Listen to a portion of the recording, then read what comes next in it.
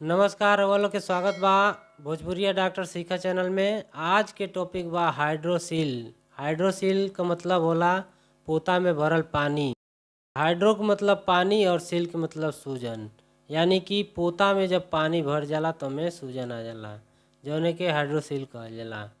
ऐसे बचे के कई ठे उपाय बा। सबसे पहला उपाय बा कि वो पोता के जौन साइज बा, पोता के साइज के हिसाब से, पोता के जौन साइज बा वो साइज के हिसाब से पोता के एगो मतलब झोला टाइप के या लंगोटा टाइप के बना के, चाहे लंगोटा से या चाहे झोला टाइप के बना करके ओके कमर से जो है कि बांध ले बा, जौने से कि वो इधर उधर जैले न जाए, ओके कम हिले कम डोले।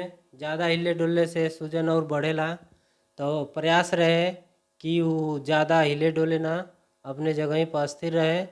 और ओकरे बाद ऐसे बचे के उपाय बा।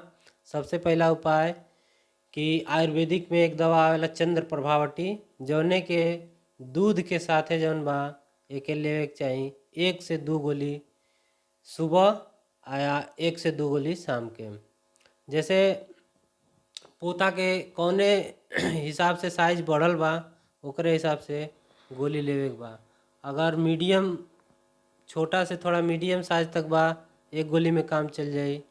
अगर बहुत थोड़ा ज़्यादा बढ़ गई बा तो के 2 गोली ले लियल जाई। एके लियल जाई गर्म पानी आ चाहे दूध के साथ में। एकर डोज बा 2 से 3 महीना में आपके काफ़ी आराम मिल जाई।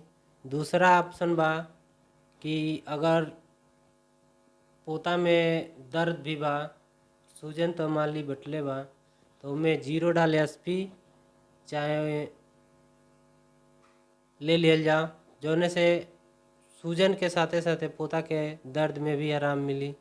ई गोली के सुबह शाम 1 गोली सुबह 1 गोली शाम लियल जाए। साथ में 1 हफ्ता तक एंटीबायोटिक भी जरूरी होला, काहे से कि जौन पोता में इन्फेक्शन बढ़ गई रहेला तो ओके कम करे खातिर या ओके ठीक करे खातिर हमके एंटीबायोटिक के भी ज़रूरत पड़ेला 1 से 2 हफ्ता, ज़्यादा से ज़्यादा।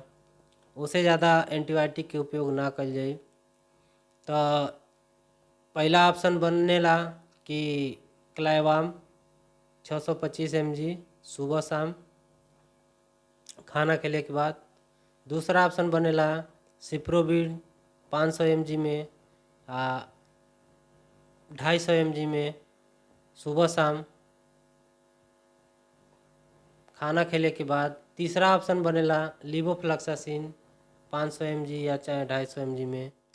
लिवोफ्लॉक्सासिन खाना खेले के बाद 500 से 250 mg में सुबह शाम खाना खेले के बाद लेवे के बा। ओकरे बाद ऑप्शन बनेला ओडोक्सिल सिप्रोडोक्सिम, इहो खाना खेले के बाद सुबह शाम 1-1 गोली लेवे के ज़रूरत होला। एकरे बाद वाला ऑप्शन पड़ेला डाईएथिल कार्बामेजाइन 100 mg में 1 से 2 गोली सुबह शाम लिहल जा सकेला।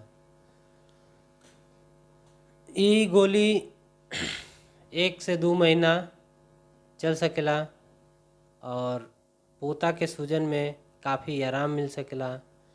सबसे पांचवा और लास्ट ऑप्शन बा कि अगर ये दवा से आराम ना मिले तो केहू केहू के ऑपरेशन के भी ज़रूरत पड़ेला, काहे कि जब पोता में इन्फेक्शन काफ़ी बढ़ जाला तो वो दवा से ठीक ना होला। तो ओकर एगो लास्ट ऑप्शन होला कि ओके ऑपरेशन करवा के खुद के सुरक्षित कर लिहल जा। हमार वीडियो कैसन लागल एक देखी, चैनल के सब्सक्राइब करी और फिर मिलब अगले वीडियो में। तब तक के लिए जय हिंद, जय भारत।